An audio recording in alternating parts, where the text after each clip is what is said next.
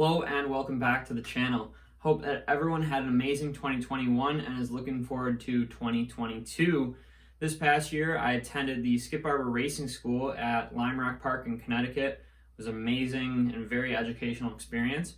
I raced the Champ Car 24-hour at VIR down in Virginia, and I did a fair share of karting at the local track here outside of Buffalo as well.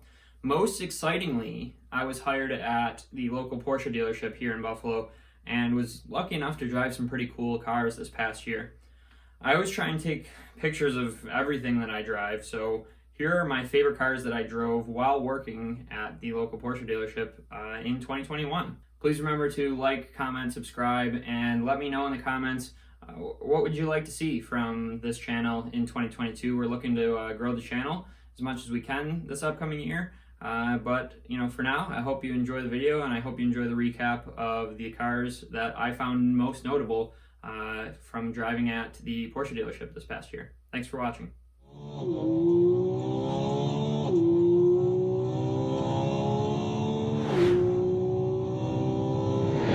Okay, so let's get started with some cars from the service department. This first one, it was one of my first days at the dealership. A yellow Cayman Gt4. Oh, I wish I could have driven this thing. This thing was in for service. What an amazing car. And one of my first days at the store to see this thing, this was a good start, Next up is this Cayman R. These things have just exploded in value. As we know, the used car market is crazy right now, but these things used to be like 40 or 50 grand, and a low mileage clean example one is going for 60, 70, 80, $90,000 now, which is, just crazy. But this was really cool to see. Once again, this one was in the service department. Unfortunately, I did not drive this car. This was a 996 turbo, and the reason I include this in the video is if you zoom in, you can see there's a rear wiper fitted onto this vehicle. That's always one of my favorite options on a 911 is a rear wiper. That means you're going to use the thing, you get out and drive it, and no matter what the conditions are. If you got a rear wiper on your 911, that's like very choice, very choice. This one was cool. I did actually get a fair amount of seat time in this. This was an 01, just a base Carrera Cabriolet. This was a manual. And the cool thing about this car, it was really low miles. It was only, 33,000 miles on an 01. We did pretty well on this thing. It sat around for a little bit, but we found the right buyer, and it was a good sale for us. Another car in the service department I wasn't able to drive, but this is a lizard green Gt3 Rs. This thing's just, oh my gosh, I love these cars, especially in lizard green. It's a very loud color for sure, but on this car it definitely works, so that was really cool. This was an 07, one of the first years of the 997 generation, so this was a Tiptronic before the PDK, and the shortcoming of this car was definitely the transmission, but it was another low mileage car. I think that only had like 30 or 40,000 miles on it, so that was a good sale for us as well. Oh, this was a good one.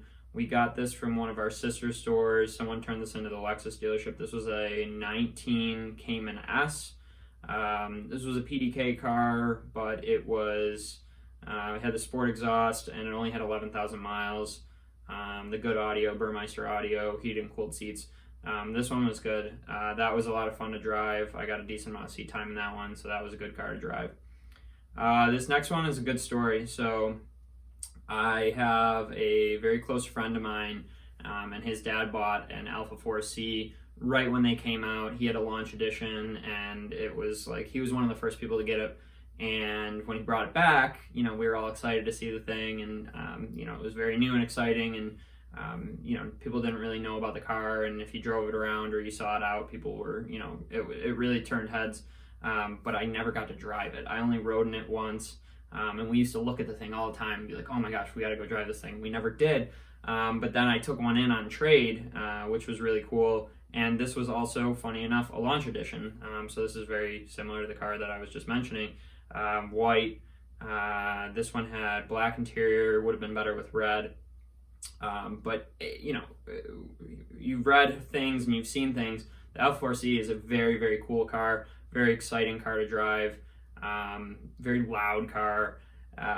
For me, being a taller person, I did not fit very well in this thing, but the few times that I did get to drive it around, we had to drive it across town and get some of the, there was some paint protection film that we had to have removed. It was a very fun car to drive, and definitely a very memorable car from 2021. Definitely had to include that on this list. What else do we have? Oh geez, this one haunts me. This is a 997 Gt3 Rs, white with the red accents. This was another car in for service. I did not get to drive, but just, oh my gosh, just an amazing car. Out of all the cars that came through the dealership in my time working there this past year, this is one of those ones where you're like, ooh, like if I could have anything here, this would probably be it. Like, this is just a really, really good car. They will never make cars like this anymore. Just a really great proportions, great spec. I'm not really a big fan of white cars, but it works on this car, and I wouldn't say no. So definitely had to include that one. That was really cool to see, and I'll include a video of it driving now, because just seeing it and hearing it was really cool. So check that out.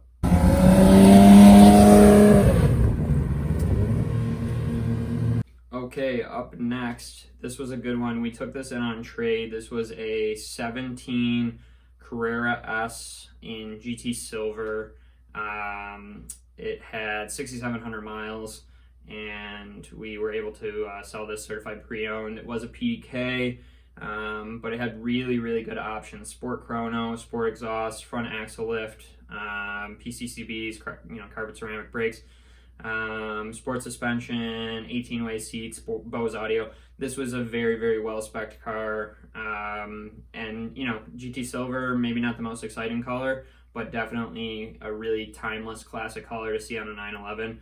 I got a fair amount of seat time in this car. This was a really, really fun car to drive. The PDK is really, really good. I go back and forth. I will always own manual cars, and I love driving manual, but the PDK is really good, and this was a great example of that. Oh geez, another service car that again I didn't get to drive, but this was, I believe this is Mexico blue, or it might be Riviera blue. I could be wrong. Let me know in the comments if you know. Gt3 Rs again. This one with no decals on it, which is cool to see, and kind of like, it sounds silly to say subtle, but when you take away the decals, it's very choice. That car, I showed you the lizard blue one earlier, but that car is like, ooh, I think about that one sometimes late at night, Okay, next. I didn't drive. I only drove two 992s, the newest generation of 911 this past year.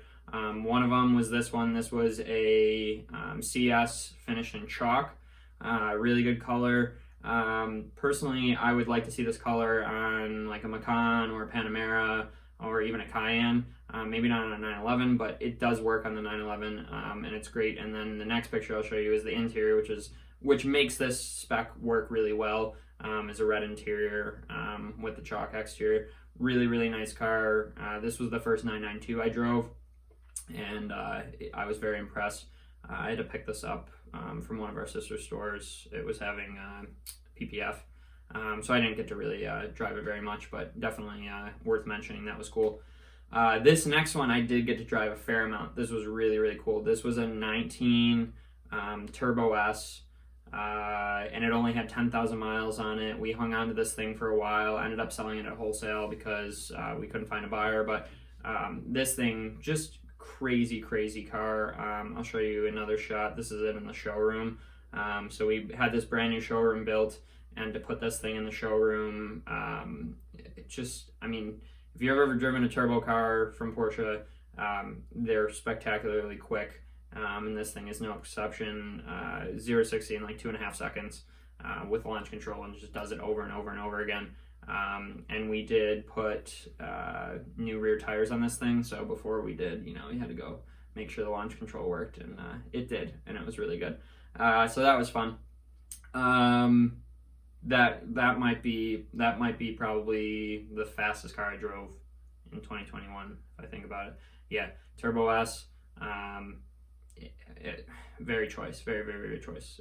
Great car. Okay, what's next? This one was cool. This is a agate gray 2012 CS coupe, obviously, and this one being a 2012, it only had, again, this was really low mileage car. It only had like 10 or 11,000 miles on it. This was from a local buyer, this was a local customer of ours that we bought it from. He didn't buy another car. He just said, hey, you know, I have had the car for a while and I'm ready to do something different. And the market is so strong. So we were able to give him a lot for the car, and then turn around and we got a nice sale out of that. And I think it stayed local, if I remember correctly. So that was a good deal for us. This one was really cool. Porsche sent this from their employee fleet, which is amazing to think about, and gives me high aspirations to want to go work for Porsche in the future. This was a 2020 Gt4 that one of the employees had been driving around all summer, and then they said, here you go, do you guys want to try and sell this thing? And we did. So this only had, I think it only had 3,000 or 4,000 miles on it, if that. It might have had 2,000 miles. So the guy drove it for the summer as an employee. They gave us brand new tires. We put brand new tires on it. And I think that was it. Oh, the front splitter had a little gouge in it, so they replaced that for us as well, which was really cool. So this was a manual. I only got to move it, unfortunately, but very cool car. Great sounding car. And even just moving around the parking lot, that you can tell like this car wants to go fast. Just a really great car. I'd love to own one of these at some point in the future. All right, so I guess I should mention that the Porsche dealership is located physically right next to the Volvo dealership for Buffalo area. And this car was very interesting. This is a 2017 Xc90 T8 Excellence. If you're familiar with Volvos or Xc90s, this one is worth mentioning because it's a 4-seater, which the Xc90 is usually a 7-seater. It's a 4-seater, and it's essentially intended to be a chauffeur car.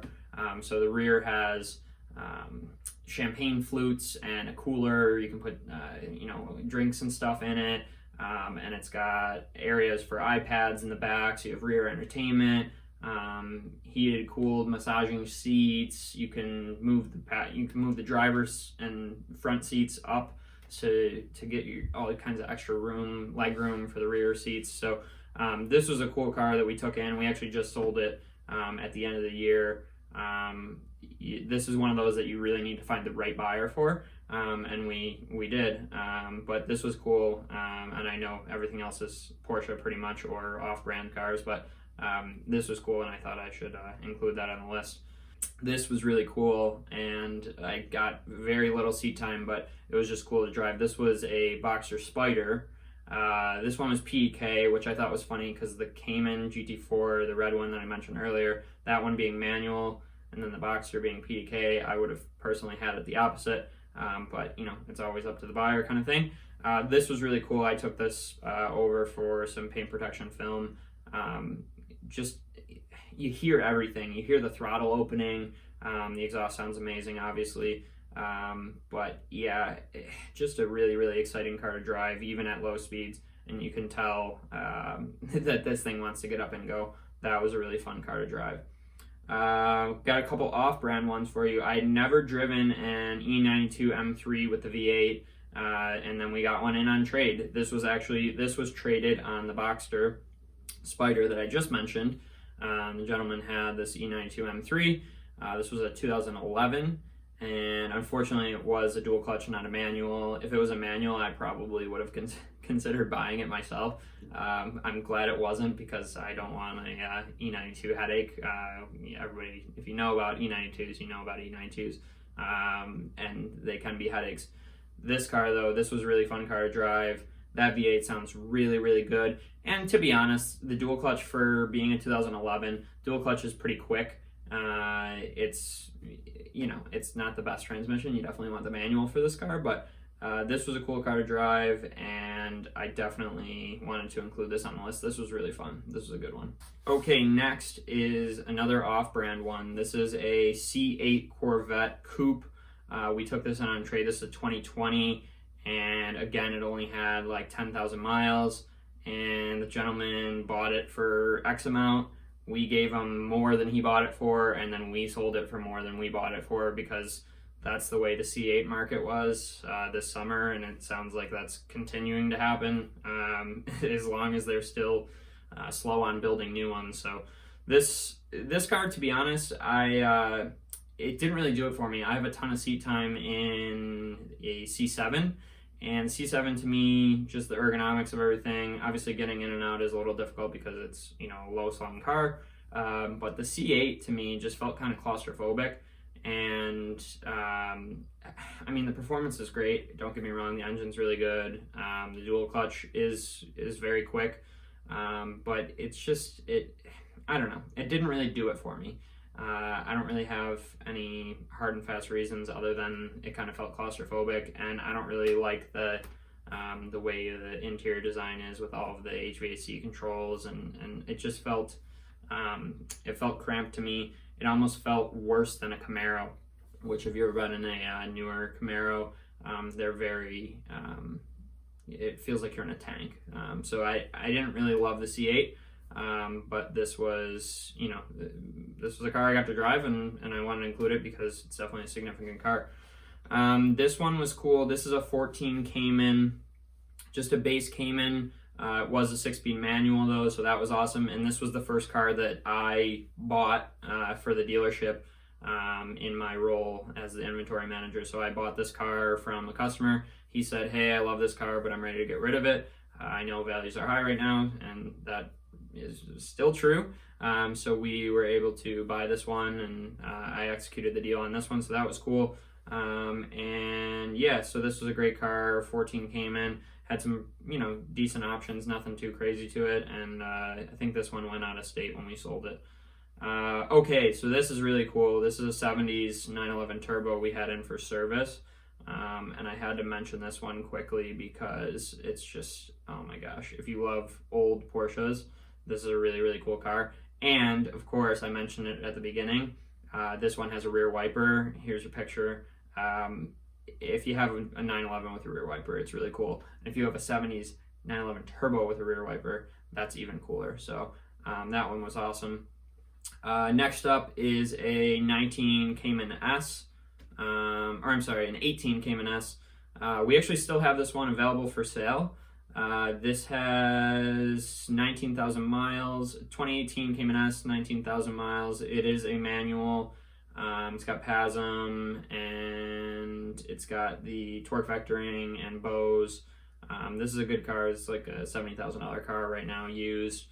We still have this available, so if you're interested in a Cayman, come on in. Next up, anytime you drive a Miata, it's a good time. This one is a 2016, and this has low miles as well. This only has like 20,000 miles. This is still available as well. That was really cool. Okay, so this is the only other Volvo on the list. This is a 2016 V60 Polestar with 110,000 miles, but the thing still felt really, really solid. This, if you know about Polestar, if you know about Volvo, if you're familiar, this is a really, really cool car. This is an inline turbocharged, single turbo, inline 6-cylinder. It's good for, I think it's like 400 pound-feet of torque. It's like 360 horse and like 400 pound-feet of torque. All-wheel drive, 6-piston Brembo brakes, Öhlins dampers. I'm trying to think of what else. BBS wheels. Like really, really, really fun car. And at 110,000 miles, we would normally not keep a car like that if it was just a standard V60, but this being a Polestar, we did keep, and we sold this out of state. I think this is going down to Florida. This was a really cool car to drive, definitely the coolest Volvo I've ever driven. If it had a manual, I would have bought it because it was a really, really good car. Just really gets up and goes. Very, very fast car for what it is, and a very fun car to drive. Okay, finishing out the list. This was a very cool experience for me. This is a 14 C4s Cabriolet. This is a very well-spec'd car. In 2014, this was like a $155,000 car with some really good options. It had like mahogany wood interior trim, which is really cool. I'll show you with the top on and top off. This was a really fun car because I drove out to the gentleman's house with a check, bought the car, you know, he signed it over to me, and we drove it back to the dealership and sold it within a week. It was within me taking it and it leaving the store, it was like a week turnaround. This was another deal that, you know, I kind of helped execute, and this was like a really fun experience for me. It was a PDK, but for a 14, the PDK was still pretty good back then. And, you know, any of the PDKs are really good. This was a fun car and a really cool experience for me, so that was great. This one's worth mentioning. This is a 21 992 generation 911. This is a Targa, and I just had to pick this up from a customer's house because we were short on staff. Had to mention this one because anytime you get to drive a new 911, like, you know, you should talk about it. So that was cool. And then we're getting into the really recent stuff from December. This is a 19 C4s in GT Silver, and this one came, so in the pictures that I have here, I don't have the updated pictures.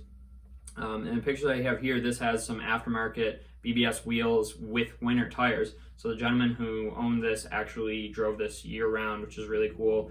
This is a really well-spec'd car, 18-way seats, dynamic light system, the better lights, glass sunroof, PASM, Bose.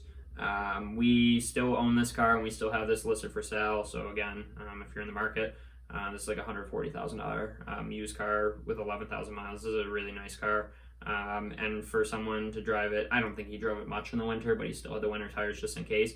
For someone to drive a 911 year-round, like, that's like major jealousy for me in my brain. I would love to do that. So that was really cool. That one's still for sale.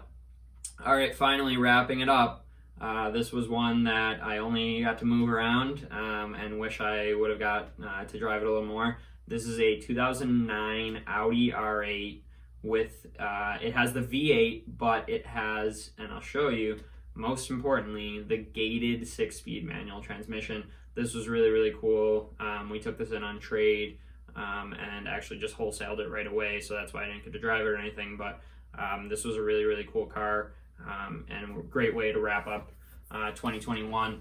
So thanks again for watching. I hope you enjoyed this video. I know I drove a ton of cool stuff throughout the year, and I'm really looking forward to what I get to drive you know, in this upcoming year. I'm hoping to get back into a champ car race again, you know, get back to the go-kart track, do it all, do as much as you can, right? So once again, thank you for watching. Please like, comment, subscribe. Which one of these cars was your favorite? Which one of these cars did you wish you drove? Or have you driven one of these cars? Let me know in the comments below what your favorite pick of the cars that I drove in 2021. Does that make sense, right? Let me know in the comments below, and we'll see you in the next video. Thank you so much. I'll see you next time.